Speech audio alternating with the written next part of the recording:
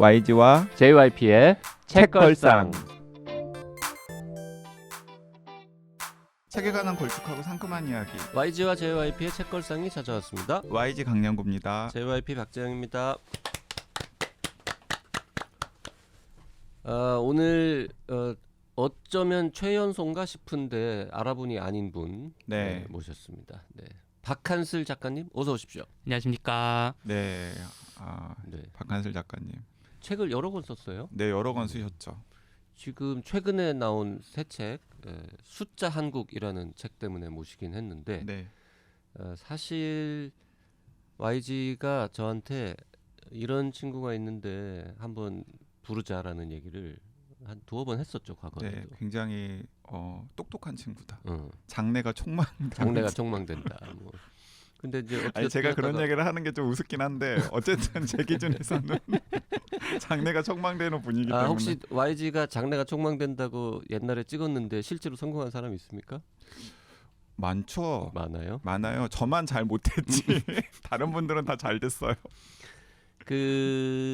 하여튼 과거에는 이런저런 이유로 못 모셨는데 이번에 이 숫자 한국 요 책 재밌어가지고 모셨습니다. 원래 약사시군요? 네, 맞습니다. 그래서 원래는 대학병원에도 잠깐 있었고 일을 하다가 좀 공부 더 하고 싶다 싶어서 이제 통계로 석사를 받았거든요. 네. 그러고 이제 지금은 그냥 제약회사에서 일을 하고 있습니다.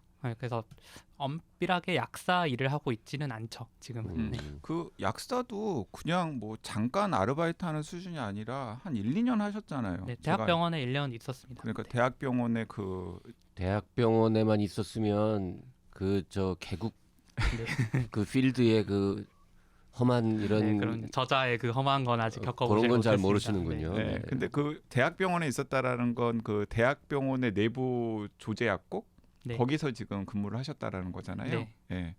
네. 그러다가 통계학으로 네. 그 풀타임으로 다닌 거예요? 네, 석사를? 아예 석사 풀타임으로 했습니다. 그럼 진짜 공부 많이 했겠다. 네, 그리고 지금 그 제약회사에서도 통상적인 연구원 이런 게 아니라 약간 독특한 일을 하고 계시더라고요. 네, 메디컬 라이터라고 해가지고 이제 원래 그런 어떤 임상 문헌 같은 거를 그냥 날것으로 보기 되게 힘들잖아요. 이제 그런 것들을 이제 의사한테는 물론이고 환자한테도 이렇게 배포를 하려면 좀 가공을 여러 단계를 거쳐야 되다 보니까 그걸 좀 쉽게 풀어쓰는 그런 일들을 한다고 보시면 될 것 같습니다. 그러니까 제약회사에서 진행한 임상시험의 내부 보고서 같은 걸 네.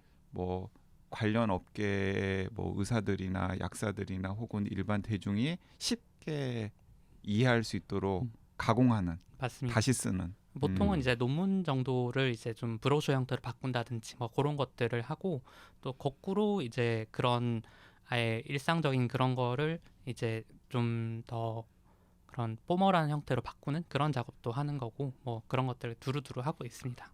저 월급 많이 줍니까? 월급은 서울에서 페이 약사 하는 거랑 비슷하게 받습니다. 그래서 그냥 그 정도면 괜찮은 것 같아서 안 나가고 있습니다. 아니 혹시 저 연봉에 큰 차이 없으면 우리 회사로 와서 기자로 일할 생각은 없냐? 뭐. 근데 청년의사 기자가 폐약사 월급보다는 낫지 않아요? 낫다의 받침이 뭐예요? 시옷이야? 지읒이야? 더 이상 언급하지 않는 걸로 하겠습니다. 앞에 PD님 지금 헛웃음 지으셨습니다. 네. 근데 어쨌든 그러면은 통계학으로 석사를 딴 게 몇 년 전이에요? 그게 2019년, 20년 이때 제가 약대 졸업을 하고 네. 그래서 21년에 들어갔습니다. 대학원 21년에 들어가서 졸업한 거는 작년인데 그 사실 좀 사정이 있었어요. 그래서 제가 중간에 갑상선암을 본인이 네, 그래가지고 중간에 학업을 이래저래 좀 딜레이가 되더라고요. 그래서 들어간 건 2021년 하반기에 들어갔는데 이제 또 늦어져서 좀 2024년 초에 졸업을 하게 됐습니다. 그 병 앓은 이야기는 주변 사람들이 다 아는 거예요? 네, 다 알고 이렇게 있습니다. 방송에서 이렇게 네. 갑자기 네, 다 알고 있어요. 아니, 그 갑작스럽게 또 사생활 노출을 하나 더 하자면은 이게 벌이가 안정적이고 괜찮은 것 같아요. 네. 최근에 결혼을 했어요. 결혼했다는 게 벌이가 괜찮은 증거예요, 요즘은? 아니, 근데 이제 연애하다가 보통 뭐 불안정하면은 결혼 쉽게 안 하잖아요, 요즘. 뭐 그것도 그렇죠. 네. 언제 했습니까? 작년 9월에 했습니다. 그 신혼이네요, 진짜. 네, 완전 신혼인데 아, 어쩐지 책에 사랑하는 아내 뭐 이런 말로 네, 나오더라. 그러니까요. 깜짝 놀랐어요. 그러면은 네, 네네네, 알겠습니다. 그 80 그러면 아니 90 몇 년생이신 저 거죠? 91년생입니다. 91년생. 그 원래는 책걸상 출연자 중에 최연소인가 싶었는데 임명목 작가가 94년인가 네. 그렇죠. 네, 맞습니다. 그 기록을 깨는 거는 쉽지 않을 것 같아요. 네. 아니 책걸상이 세월이 한참 지나면은 그러면 출생 연도는 94년보다 뭐 늦게 태어난 분이 나오긴 하겠죠. 근데 이미 우리 한슬 작가님 자체가 30대예요. 그 30대는 네, 젊은 나이잖아. 좋은 나이고. 20대는 아니라는 네. 거죠. 음. 콕 아니, 찍어서 이야기를 하자면 아니 근데 생각보다 저 나이가 조금 더 있는 거로 저는 알고 네. 있었는데 왜냐하면 글을 발표하기 시작한 지 굉장히 오래됐거든요. 네. 보니까는 아니 석사도 안 따고 네. 그냥 대학 졸업하자마자 바로 막 글을 쓰기 시작했네요. 네, 그때 이제 방송도 처음 하고. 시작한 게 그 우리 독서평설이라고 해서 이제 고등학생용 교양 잡지가 있는데 그 약대 재학 중에 이제 거기 글을 쓰기 시작해서 네, 그러다 보니까 좀 빨라졌죠. 그래서 책도 그 묶어서 내는 거다 보니 좀 빠르게 나왔고 그러다 보니까 또 기회가 닿아서 여러 매체에 좀 글 쓰면서 또래보다는 좀 빠르게 그런 걸 하다 보니까 좀 나이를 사회적 나이를 좀 더 높게 보시는 것 같더라고요. 다들. 그러게요. 네. 박한수라는 이름이 어디 신문 방송 이런 데 등장하는 거를 본 지 꽤 오래됐는데 근데 그러면 일부러 그래서 수염도 기르고 있는 거예요? 아, 이것도 정말로 효과가 있는 게 제가 수염 기르기 전에 이제 대학병원 다닐 때는 좀 이런 외양이 힘드니까 그때는 수염을 안 길렀었는데 그때 첫 책 내고는 이제 이런저런 자리에 가서 인사드리면 아, 한슬 군? 뭐 이렇게 부르셨어요. 그랬어요? 그때는 한때 아. 초반이니까 완전 애기잖아요. 그래서 근데 이제 수염 기르고 나서는 뭔가 사실 물리적인 나이가 많이 바뀌진 않았는데 이제 한슬 작가님, 한슬 씨 뭐 이렇게 좀 호칭이 살짝 좀 더 이제 올라가더라고요. 네. 그 한국인 중에 저렇게 수염이 뭐라고 불러요? 이렇게 구렛나룻이 쭉 내려와서 네네네. 연결되어서 아래턱이랑 다 연결. 결국 이제 까만색 털들로 이렇게 원이 만들어지는 얼굴 작아 보이는 저 수염. 네. 저게 가능한 사람 별로 없잖아요. 길러도 저렇게 안 나오잖아요. 안 나와요. 응. 그러니까 저는 게을러 가지고 수염을 좀 길러본 적이 있거든요. 대학 다닐 때 응. 염소 수염만 나더라고요. 나도. 네. 되게 그 간사하게 이렇게 나라 보이는 팔아먹을 것 같이 생긴. 뭔가 중후하거나 아니면 매력적인 그런 수염이 근데 아니라 지금은 네 아주 그 저 미장원 가서 다듬는 거죠? 그것도. 아, 그게 조그만 바리깡이 따로 있습니다. 수염 바리깡이. 그래서 네. 그걸로 그냥 본인이 그 반삭하는 정도의 그 보통 길이 있잖아요. 네. 그렇게 세팅해서 하면은 그러니까 주기적으로 한 번씩 집에서 합니다. 그냥. 집에서 하는 거예요? 연애할 때도 그런 수염을 네. 간직하고 있었군요. 그래서 와이프도 이제 결혼식 날은 밀 거지 했는데 그때도 안 밀고 뭐 다 해서 그냥 아마 평생 이렇게 가지 않을까 오, 생각하고 용감하네. 있습니다. 네, 결혼식 갔는데 안 밀었더라고요. 아 결혼식에도 가는 사이군요. 아 결혼식 저는 YG하고는 그 무슨 관계입니까? 저는 그 박한슬 작가님께 그 조금 지분이 있죠. 또 뭔 지분? 아 지분 있는 사람 왜 이렇게 많아? 왜 이렇게 사람 왜 이렇게 지분거려? 아니 근데 이건 청취자분들이 듣고 한번 판단을 해보세요. 네. 그 제 기억이 맞다면 그 되게 페이스북에서 먼저 패친으로 알았어요. 그리고 오픈 모임 같은 곳에서 한번 만났었는데 굉장히 그 제 기준에서 이제 아무 연배가 미치니까 좀 외람되지만 어쨌든 똑똑한 친구더라고요. 그래서 진짜 장래가 촉망되는. 그래서 제가 독서평설 편집자한테 박한슬 씨라고 되게 글재주도 있고 감각도 있는 젊은 제약 전문가가 있는데 글을 한번 부탁해 보면 어떨까. 그래서 글을 쓰기 시작했고 그게 책으로 나왔고요. 그 책 이름은 뭐예요? 네, 오늘도 약을 먹었습니다. 오늘도 약을 먹었습니다. 이게 첫 책. 네. 그리고 또 그 즈음에 이제 조금 자주 만났었거든요. 그런데 그때 막 그 제약 산업에 대한 이야기를 막 해주는데 그 현직 기자로 있는 제가 듣기에도 재밌는 대목들이 되게 많은 거예요. 그래서 근데 그 즈음에 또 바이오주가 되게 막 거품이 막 생길 그쵸, 때였었거든요. 그래서 제약 산업에 대해서 일반 시민들도 읽을 수 있는 교양서 겸 투자 가이드 같은 걸 써보면 어떨까. 그래서 제가 그 책도 출판사랑 연결을 해줘가지고 바이오 투자의 정석 이라고 하는 책도 나왔고요. 음. 그리고 이제 그때부터는 이미 이제 자가 발전해가지고 막 유명해지기 시작했어요. 뭐 책걸상에도 나왔던 이진우 기자가 진행하는 송경제에도 제가 추천을 해가지고 출연을 했고, 근데 이제 그때부터는 이제 제가 굳이 거들지 않아도 여기저기 방송이나 매체에 불려 다니기 시작하더라고요. 그리고 이제 이번에 그 낸 숫자 한국도 중앙일보의 박한슬의 숫자 읽기라고 하는 연재를 시작한다고 저한테 이야기를 했고, 그리고 이제 그 주요한 칼럼의 내용들을 페이스북에 올리는 걸 보고서 제가 사이언스북스의 노희성 주관님께 이건 단행본으로 나중에 내도 될 것 같다. 그 정도면 지분 있는 거 맞는데? 그래서 이제 숫자 한국이라는 책도 나왔고, 이 정도면 조금 그럼요. 지분 조금 있다. 저한테는 은인 같은 분입니다. 정말로. 약간 네. 거의 매니저인데? 어떻게 하다 보니까 원래 매니저는 한 20-30% 가져야 되는 거 아니야? 뭐 나중에 잘 되면 떼주리라 생각하고 있습니다. 그런데 그 제가 좀 그래도 나름 뿌듯하게 생각을 했던 게, 이제 결혼식장을 이제 축하하러 갔는데 거기 이제 그 한슬 작가님 부모님 계시잖아요. 근데 부모님한테 한슬 작가님이 저를 딱 여기 강량구 기자님이신데 지금의 저를 가능하게 해준 고마우신 분이라고 부모님께 소개를 해서 제가 약간 괜히 약간 좀 뿌듯하고 결혼도 내가 시키는 것 같고. 그렇군요. 네. 월간 조선에도 박한술의 건강의 지평선을 연재하고 있고, 그러니까 중앙일보랑 월간 조선은 원고 분량 차이가 많이 날 텐데 네, 그쵸. 짧은 거, 긴 거 이거를 지금 다 쓰고 계시고, 요 최근에는 노후를 위한 병원은 없다 이런 책도 썼네요. 네, 그것도 이제 제가 생각하기에는 그때 의사파업이 이제 2020년에 처음 있었잖아요. 그래서 그때의 좀 상황을 보고 많은 분들이랑 좀 얘기를 하다 보니까, 아니 저 사람들 왜 저렇게 화가 났어? 네, 그런 얘기를 굉장히 많이 들었거든요. 그냥 다른 분야 그냥 좀 잘 생활하시는 분들도 의료에 대해서는 정말 이해를 못하셔서, 그래서 개념 의료 같은 책을 봐라, 좋은 책이다, 그렇게. 갑자기 개념 네, 의료 나옵니까? 그럼요. 여기서 이 대목에서? 네.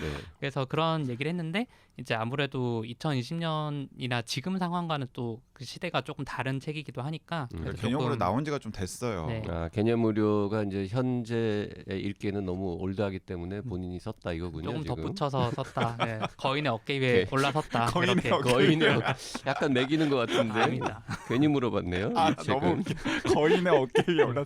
방송 좀 하는데 네. 여기서 거인은 JYP인 거죠? 네, 그럼요. JYP의 어깨 위에 올라서서 이렇게 네. 살짝 덧붙였다. 네, 저는 조금 덧붙였다. 그 개념 의료는 언제쯤 본 거예요?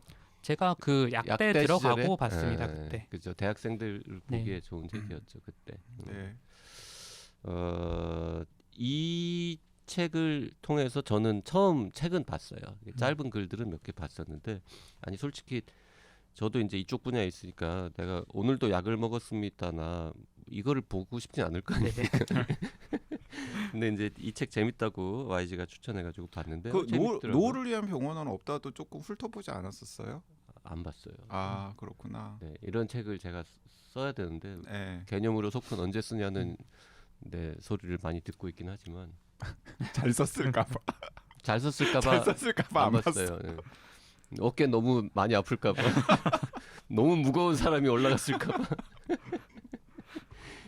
저 오늘도 약을 먹었습니다는 그러면 청소년용이 책이죠. 청소년 그 잡지에 연재했던 거긴 한데, 좀 더 넓혀서 약간 뭐랄까요, 좀 그때 저 책 낼 때는 아직 그런 책이 없었거든요. 약 작용 원리를 좀 쉽게 풀어서 쓴 책은 없고, 보통 뭐 약학사, 약학 역사, 뭐 어떤 세계를 바꾼 약, 뭐 이런 것들만 나오던 때라서 이제 궁금해 하더라고요. 정말로 약이 어떻게 하는지 모르겠다. 그래서 그런 걸 좀 썼는데, 이거 막상 내고 보니까 반응이 좀 그래도 어렵다고 하셔서 그때 너무 많은 내용을 담으려고 했나 싶어서 좀 후회도 되긴 근데 하더라고요. 사실은 저는 이제 읽었는데, 연재할 때도 간간히 읽었고 책이 나온 다음에 읽었는데, 진짜 대중을 위한 교양서랑 그 약간의 그 전문가용 책의 한 중간 정도 되는 책인데, 이제 한 가지 장점은 뭐냐면 완전히 그냥 이제 국내 약사가 그 약의 기전이랑 그다음에 어떨 때는 어떤 약을 먹어야 된다 이런 게 있으니까 국내 여건에는 되게 맞아요. 그러니까 예를 들어서 뭐 생리통이 심하신 분들이 어떤 약을 먹어야 되는지를 보면은 그 기전 관련된 부분은 좀 어렵지만 뒤에 표로 정리된 부분은 이런 약, 이런 성분이 들어있는 약, 뭐 이런 것들을 아예 그냥 좀 소비자 시민 입장에서 바로바로 직관적으로 알 수 있도록 정리해둔 장점은 있는 책으로 제가 기억이 납니다. 그게 청소년 잡지에 실렸지만 생각보다는 약간 어려운 네. 수준이 좀 있는 책이군요. 네. 근데 요 낸 책들 중에 제일 잘 된 건 뭡니까? 첫 책이 사실 제일 잘 됐습니다. 오늘도 약을 네. 먹었습니다. 네. 네. 방송 나가서는 주로 무슨 얘기를 해요? 방송 KBS 1라디오에 매주 출연한다고 되어 있는데. 네, 그래서 이제 매주 월요일, 토요일에 나가고 있는데 그 나가서는 이제 지금 현재 쟁점되는 그런 이슈들이 있을 때 예를 들면 뭐 엠폭스 유행할 때는 이제 엠폭스가 이렇게 되고 있는데 백신이나 이런 개발 같은 거 이런 것 좀 얘기를 해준다든지 그리고 제일 최근에는 뭐 또 연초 이럴 때는 막 이게 작년에 나왔던 신약들 이런 거 좀 정리 한번 해준다든지 뭐 그런 그냥 시성 있는 주제들 골라서 하고 있습니다. 어느 프로그램에 나가요? 오늘 아침 일라디오랑 이제 주말 생방송 정보쇼라고 그건 토요일에 하는 거. 네. 아, 2개 나가는 거예요? 네. 그러니까 저는 좀 그 약간 우리 그 이진우 기자님 같은 분한테 좀 서운하기도 한 게 그 제가 자주 나갔었단 말이에요 원래는. 근데 그 제가 이제 어쨌든 공장도 방송국이기도 하고 시간도 안 맞아서 그러면 강량구 기자님 대신에 출연할 분을 대타로 한 명 소개를 해달라라고 해서 제가 그때 이제 박한슬 작가님을 소개를 해줬는데 한 번 박한슬 작가님 출연한 다음에 이제 저한테는 아예 물어보지도 않더라고요. 아, 그 지금 성경제에도 가끔 자주 나가요? 성경제는 지금 안 나가고 성경제 안 있습니다. 나간다는데 네. 이진우한테 왜 섭섭하냐고. 한동안 자주 나가셨고 그래서 그 성경제를 듣고서 이제 여기저기로 막 이렇게 좀 새끼를 친 그런 느낌 아닙니까? 처음 그때 라디오 처음 한 게 그쪽이라서 네, 그런 게 그러니까요. 있죠. 그래서 뭐 저는 별게 다 섭섭해. 아니 저는 이제 후배가 잘 돼서 좋긴 한데 또 내가 또 이게 소외되니까. 아니 그리고 YG는 지금 과거에 뭐 프리랜서 할 때나 뭐 프레시안 있을 때나 이때는 몰라도 지금 멀쩡하게 방송국 직원인데 남의 방송국에 고정 출연하고 자주 나가는 것도 약간 모양이 아니 이상하잖아요. 그래도 나도 이제 가끔 가서 그 뭐 그런 이야기도 하고 싶고 막 그런 욕망이 있는 거죠. 아, 이진우 기자가 YG하고는 방송 말고 사적으로 만나서 술 마시고 싶은가 보죠. 네. 최근에 사적으로 만나고 그런 적은 있지 않습니까? 없나요? 그것도 한 여름 이야기인 것 같아요. 아, 그래요? 그러면 방송에서도 보기 싫고 사적으로도 보기 싫은 거군요. 네. 그렇게 정리하죠. 아닙니다. 네. 우리 저 하나만 더 딴 얘기 여쭤볼게요. 사진 이 표지 앞날개에 실려 있는데 네. 뭐 근사한 수염 잘 보이고 두 가지가 이렇게 눈에 보이네요. 일단 왠지 좀 책이 막 쌓여 있고 한데 이게 집이야? 약간 한옥 느낌? 네. 무슨 저 중고 서점? 아니면 카페 컨셉으로 이렇게 책을 쌓은 건가? 집이 이렇게 지저분한 건가? 근데 약간 한옥 느낌인데 네. 하여튼 이거 어딥니까 장소는? 그 가족 여행 갔다가 그냥 한옥 카페 같은데 이제 그렇게 사진 찍을 수 있게 스팟을 그냥 만들어 놨더라고요. 이 책을 네. 거기서 인테리어 네네네. 용으로 쌓아둔 거예요? 네, 보면 자세히 잘 안 보이는데 보면 다 엄청 옛날 책들 이런 고서적 같은 거를 느낌 내려고 그렇게 해놓은 거라 가지고 그냥 거기서 사진만 찍은 거. 그냥 이렇게 약간 책 많이 읽고 좀 그런 훌륭한 작가 네. 작업실도 있고 뭐 이런 분위기 네, 분위기만 연출. 내기 위해서 네. 어디예요? 나중에 따로 알려주세요. 나도 여기 가서 사진 한번 찍. 아니 근데 그 사진 이야기 나왔으니까 그러면 그 띠지에 나와 있는 네. 그 인상 좋게 나온 사진은 어떤 사진입니까? 띠지에 있는 사진은 사실 저게 결혼 웨딩 촬영할 때 이제 뭐 쓰지는 않고 이제 B컷으로 받았던 여러 사진 중에 하나를 이제 그냥 골랐는데 괜찮아 보인다고. 아니 그 사이언스북스의 그 주관님께서 되게 좋아하시더라고요. 사진값이 안 들었다고. 띠지에는 이렇게 또 진짜 새신랑 느낌의 샤방샤방한 사진이 있군요. 그러니까 이제 웨딩 사진이군요. 네, 그래서 화장도 하고 되게 뽀샤시하게 잘 나온 거죠. 네, 네. 네. 그 이제 이렇게 우리가 수다를 떨면 청취자분들이 또 이제 찾아본다. 어떻게 생긴 인간인지. 근데 저 한옥 카페에서 찍은 사진의 카피라이트는 박한슬이라고 되어 있습니다. 본인이 찍진 않았을 거 아닙니까? 부모님이 찍어주셨죠. 네. 그럼 부모님 찍은 분 카피라이트. 이름을 써야지 카피라이트는. 상속을 미리 좀 받은 걸로. 네, 우리 네. 저 본격적으로 책 얘기하기 전에 댓글 몇 개만 좀 소개하겠습니다. 지난주인가요? 지지난주인가요? 하여튼 유혹하는 YG에서 지지난주. 네. 1000쪽 넘는 벽돌 책을 YG가 추천했는데 유혹 당한 분들이 있습니다. 누구님이 유혹 당했습니다. 교보문고 미리 보기로 읽다가 바로 주문했습니다. 다른 책 읽으면서 1년 동안 천천히 볼 계획입니다. 기대됩니다. 네. 네. 그 행동이라는 네. 책. 네. 다정한 소감님께서도 같은 방송 들으시고 YG님께 설득당했습니다. 지금 주문하고 댓글 쓰고 있습니다. 늘 고맙습니다라고 하셨고요. 버들이즈님은 10년 전 아직 타격감 남아있던 써니와 YG 나온 나는 의사다 방송분 듣고 싶네요. 뻔하지 않은 날 것 그대로의 방송. 요거 저 팟빵에 가면은 초창기 방송 다 남아있을 텐데. 남아있죠. 네, 네. 네. 참 세폴스키의 행동은 정말 올해 비록 연초긴 하지만 탑 10에 들어갈 것 같은 책입니다. 빌 브라이슨 이분은 이미 읽었네? 읽었죠. 야, 그 벽돌책 함께 읽기 모임에서 같이 읽으셨어요. 참여하셨으니까 네네. 빌 브라이슨처럼 쉽고 재미있게 풀어쓰는 재능이 돋보이는 작가여서 벽돌책이어도 정말 술술 넘어갔어요. 게다가 덧글을 통한 토론도 정말 활기찼습니다. 저도 그 대화에 일조했죠. 세폴스키의 다음 책 자유의지는 없다고 당당히 말하는 책인 듯한데요. 그것도 함께 읽고 싶습니다. 근데 다소 관련 분야를 공부한 제가 봐도 유전학 부분은 문과분들이 읽기에는 조금 어렵겠다 생각했는데 그걸 고려해서 따로 부록에서 기초를 설명해주는 배려도 돋보이더라고요. 그 부분 어려우시면 부록을 건너뛰지 말고 읽고 가시면 좋겠습니다. 네. 좋은 독자십니다. 네, 그 행복감자님께서는 같은 방송 들으시고 유발 하라리를 너무 저평가하시는 거 아닙니까, YG님?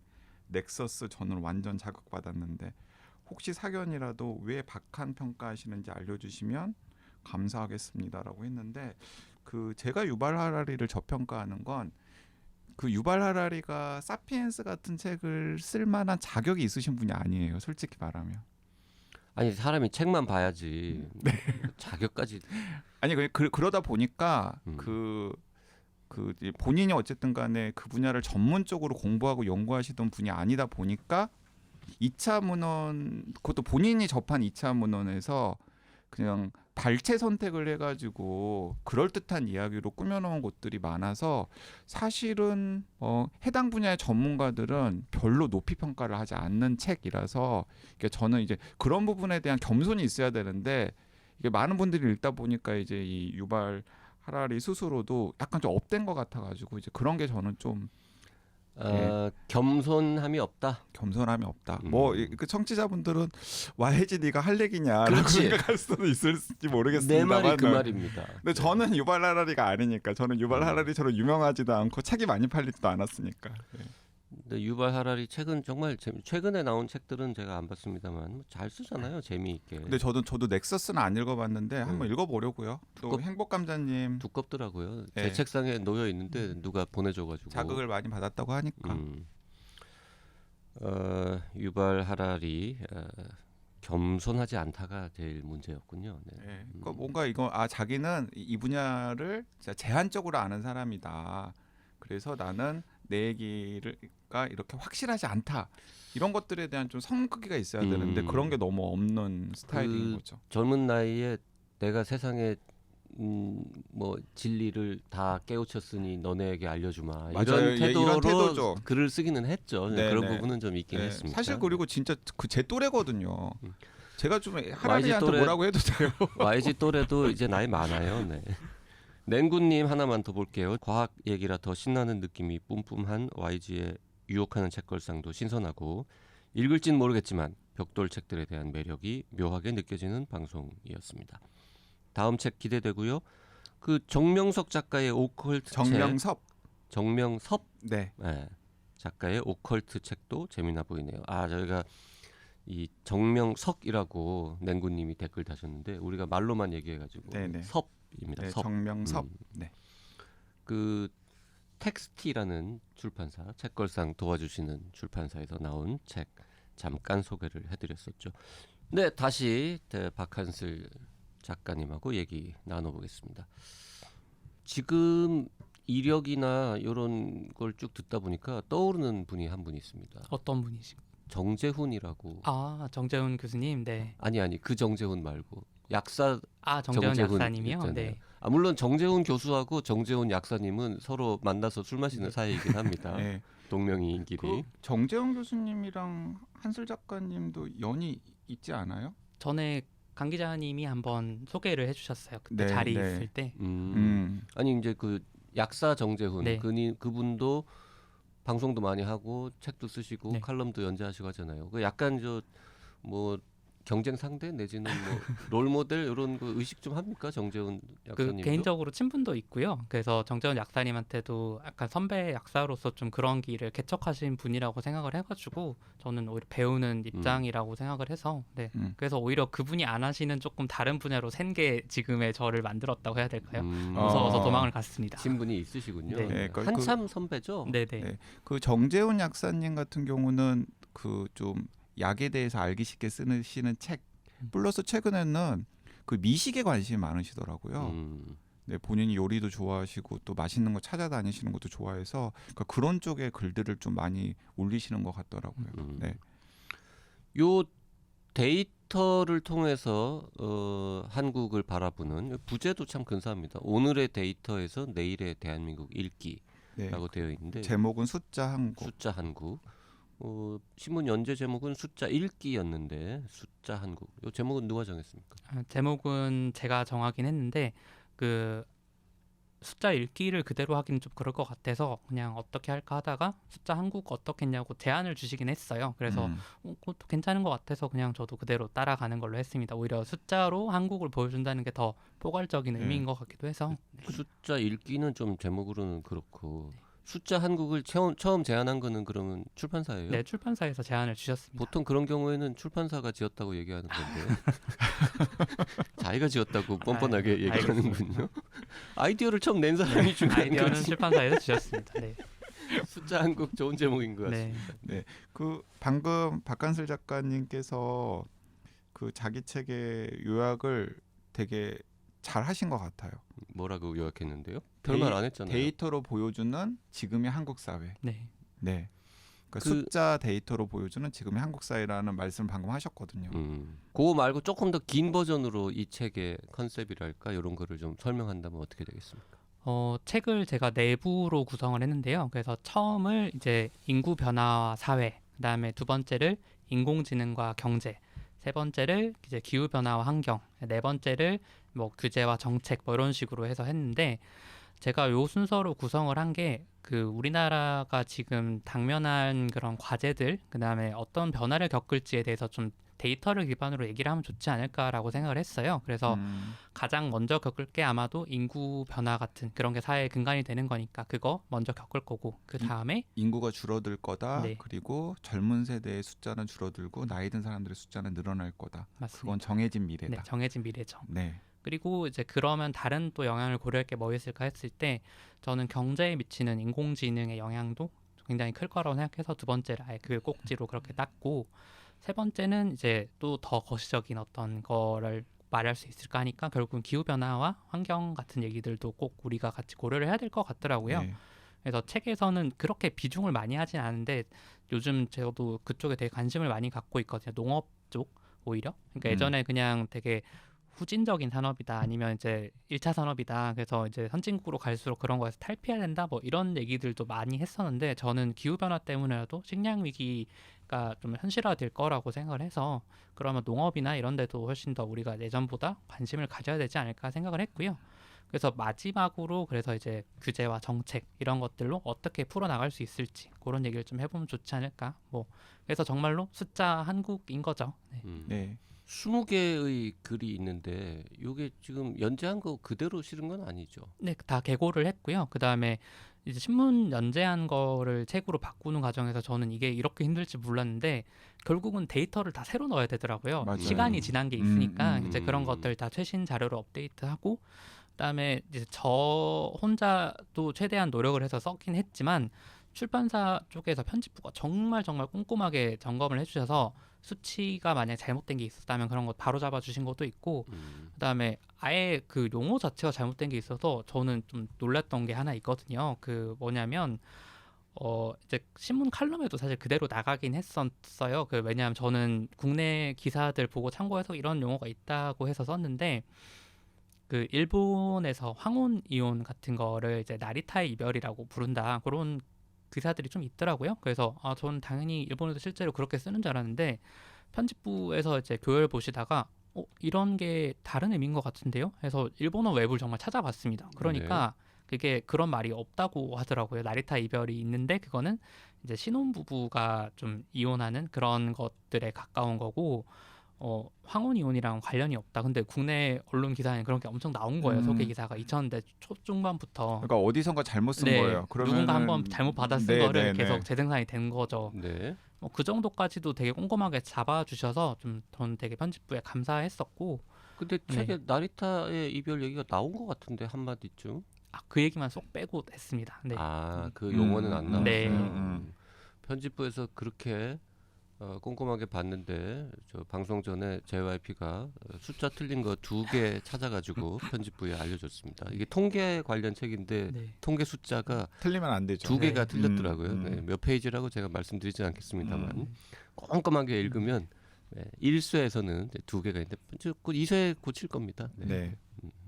근데 책을 얼마나 열심히 읽었으면 그런 거 다 찾아내겠습니까? 지금 박간슬 작가님께서 4개 그 부에 대해서 부 구성에 대해서 이야기를 하셨는데 그것만 놓고 보면은 상당히 묵직한 책이겠다라고 방송만 듣고서는 생각하실지 모르겠는데 지금 당장 인터넷 서점에 들어가셔서 숫자 한 곡을 찾아보면 너무나 작은 판형에 그리고 페이지 숫자도 지금 한 260 너무 가볍습니다. 네, 가벼운 책이에요. 지금 참고문헌 빼면 본문은 240에서 끝나는데요. 네, 그리고 저는 비밀이 있어요. 이게 40페이지는 그림이에요. 네. 그래서 실제 본문은 200페이지밖에 안 되고. 네, 그래서 저는 다 읽는데 1시간 반 정도 걸린 것 같아요. 1시간 반보단 좀 더 걸릴 그러니까 수도 있지만 보통 한 2시간 정도면은 충분히 읽을 수 있는. 저 판형도 작고 한 페이지에 글자 양도 적고 글자도 좀 크고 뭐 이렇게 어디 뭐 도박해요? 왜 이렇게 책을 빨리 냈어요? 좀 더 쌓아서 낼 수도 있었을 것 같은데. 이게 제가 그 책을 한번 읽고 되게 감명을 받았거든요. 스마트 브레비티라고 하는. 네. 우리도 우리 소개했었어요. 예. 또 그때 소개해 주셔서 알았습니다. 네, 그 책을. 네. 그래서 우리 방송 듣는 청취자입니까? 그럼 저 키보드 장매트 그것도 그때 회원해가지고 사고. 진짜 그 얘기부터 했어야지 지금. 우리 독지가 분이셨군요. 네. 그래서 그때 스마트 브레비티를 읽고 저도 그 생각을 하게 되더라고요. 정말 바쁜 사회에서 정말 벽돌책 읽기는 모임을 따로 꾸려야 될 정도로 되는 건데 그러면 최대한 간결하게 사람들이 필요한 정보만 쭉쭉쭉 읽을 수 있게 좀 압축성 좋은 글을 써야겠다. 그래서 좀 그때부터 좀 더 최대한 짧게 써보려고 좀 그런 버릇을 들이고 또 책도 웬만하면 그렇게 해야겠다고 생각을 해서 일부러 좀 압축된 그런 형태로 낸 거고 저는 긴 글도 긴 글의 매력이 있고 저도 그런 걸 좋아하긴 하지만 특히나 이렇게 데이터로 그냥 탁탁탁 빠르게 보기 위해선 차라리 짧은 게 낫지 않을까? 그렇게 생각해서 이번 책은 그렇게 되게 됐습니다. 컨셉이었군요. 그리고 지금 중앙일보 연재는 계속 진행 중인 거죠. 네, 지금도 계속 쓰고 있습니다. 진행 중인 건데 어쨌든 간에 지금까지 쌓였던 글들을 다시 업데이트를 하고 개고를 해가지고 1차분으로 낸 책이라고 생각을 해도 되겠군요. 이거 잘 팔리면 숫자 한국 2 나오겠군요. 2가 나올 수도 있는 거죠. 네네. 연재는 매주? 격주? 3주에 한 번씩 하고 3주에 있습니다. 한 번이요. 3주에 한 번인데 지금 요 20꼭지니까 1년 넘게 작업한 결과물이고 그 다음 책도 금방 나오겠는데? 3주에 하나씩 쓰면은? 사실 연재한 지는 3년 정도 됐는데 그 중에서 또 고르고 또 그렇군요. 그렇게 해서 바꾼 거라 가지고요. 근데 저는 그래서 굉장히 짧은 시간에 좀 인구 변화라던가 인공지능과 경제라던가 기후 변화와 환경과 같은 주제들을 그 박간슬 작가의 시선에서 정리하는 데에도 이 책이 매력이 있고 그다음에 어쨌든 간에 현실의 구체적인 숫자나 데이터를 던진 다음에 거기에 대해서 이제 박간슬 작가가 이 숫자나 데이터가 어떤 의미가 있는지를 설명을 해주고 거기에 이제 본인의 메시지를 이제 넣은 거잖아요. 그래서 저는 그 20꼭지니까 한 꼭지씩 읽고서 토론하기도 좋아요. 저는 학교 선생님께서 중고등학생들을 상대로 수업의 비교재 같은 걸로 이용하시기에도 참 좋은 책이겠거니 생각이 들어서 저는 다 읽고서 그 저희 집에 있는 동거인 이제 중학생 되는 동거인한테도 읽으면 재밌을 법한 책이라고 읽어보라고 제가 권했었거든요. 아직 읽지는 않았는데 네. 통계의 홍수 속에서 살고 있으니까 우리가 그 통계 숫자를 제대로 읽고 또 어떤 불순한 의도를 가지고 그 숫자를 사용하는 사람들한테 넘어가지 않으려면 이런 책들 꼭 읽어야 될 것 같아요. 그 구체적인 책의 내용은 다음 시간에 또 계속 나누도록 하고요. 오늘은 이 정도에서 마무리할까요? 네. 네, 수요일에 또 뵙겠습니다. 네, 수요일에 뵙겠습니다. 감사합니다. 고맙습니다.